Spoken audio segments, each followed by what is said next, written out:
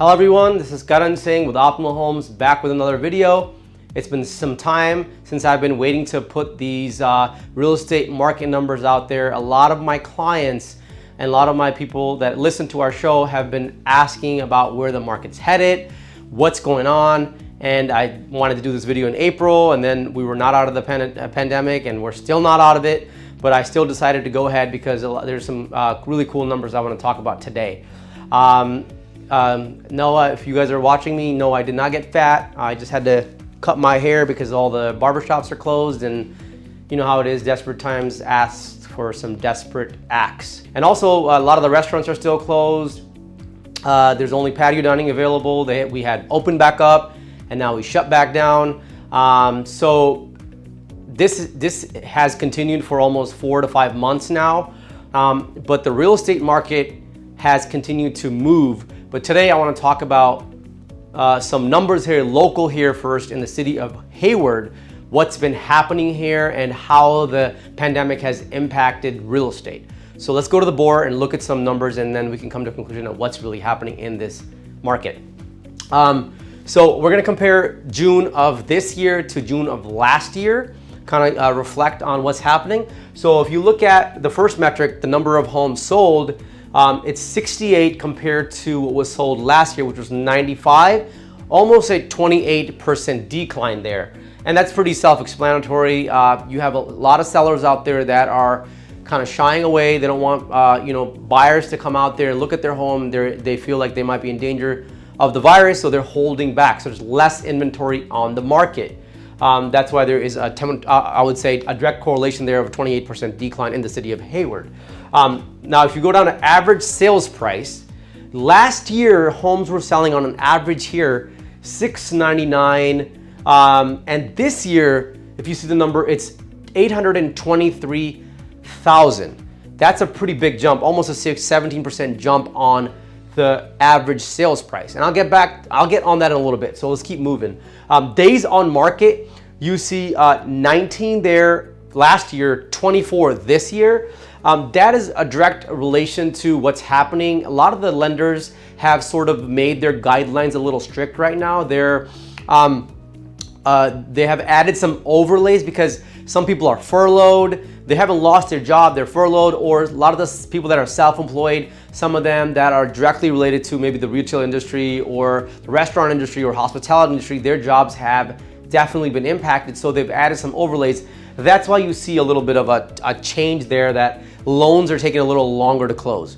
That's what I would say the days on market. That's my 2 cents on that, on the days on market piece. But if you look at list price versus sales price, last year, if you put your home on the market, you were probably selling it 1% to 1.5% above asking price or listing price. This year, in June, you're looking at almost, if you're selling your house, it's almost on an average going to sell 3% higher than asking price. Now, those are average numbers. What we've been noticing here locally in the last 3-4 weeks, a market has taken a different turn.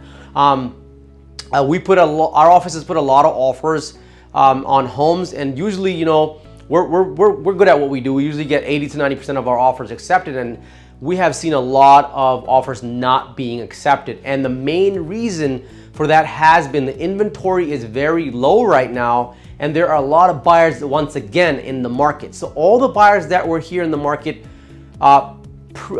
pre-coronavirus, a lot of them are definitely back in the market because people were really watching, sitting back and seeing where the market's going, what's happening to the stock market, what's happening to prices.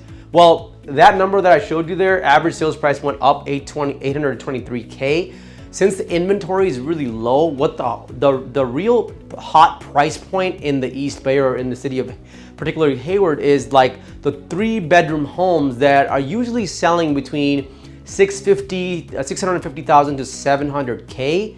Those homes are almost selling 50 to 60K above asking price in some of the cases.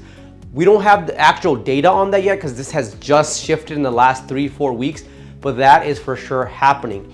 Another reason is the rates are so low. So you have a lot of people that may have been borderline or didn't qualify or were sort of sitting back. Now they find that the opportunity is there since the rates are lower and they can get an attractive monthly mortgage payment. So you have a lot of people coming back back into the market looking for homes, or if you have new buyers that were sort of just tapping into the market, now they're fully in the market.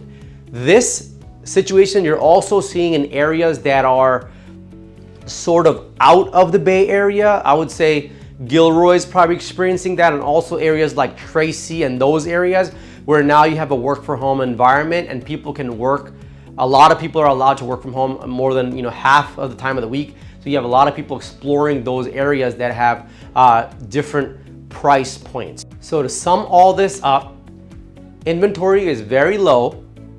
There are buyers that were looking in the market before had stopped. The market was on pause as we were getting acclimated and shifting and adapting. A lot of those buyers are back in the market, but the prices have not been impacted. They have not been impacted in the Bay Area, and they have definitely not been impacted in the areas that are surrounding the Bay Area. So if you are back in the market or you're new in the market, at this point, the truth is it is going to be a challenge to find a property. You're going to be getting overbid, but it is a great time to get a mortgage because the rates are very, very low. If the inventory comes back and if we're able to see a lot more sellers recognizing that it's become a seller's market and start putting more homes on the market, you will start to see the market sort of leveling out to kind of where it was in January. Real estate market is doing very strong, just like the stock market is. So I would say if you're new or you're back in the market, you're gonna have to get a little aggressive. You have to keep looking. You have to hit the pavement consistently to find yourself a good deal. Well, I hope this video was insightful to you, and stay tuned for our next video that's going to talk about some tips that you can use, or you can use and your agent can use to really put your offer above other offers that are coming in this crazy market once again. Thank you for watching. Thank you for always staying with us. And please don't forget to share, like, and comment because I love to hear from you. Until next time, this is Karan Singh with Optimal Homes.